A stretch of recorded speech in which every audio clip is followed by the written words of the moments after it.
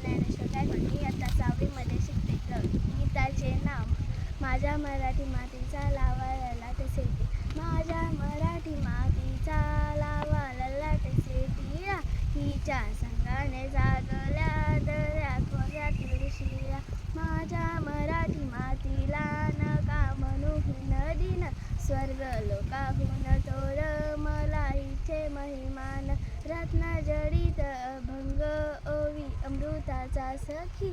चारी वर्णातून फिरे सरस्वतीची पालखी.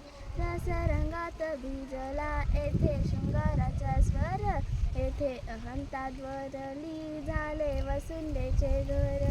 माझ्या मराठी मातीचा नका करू अवमान. हिच्या दारिद्र्यात आहे भविष्याचे वरदान. नाही पसरला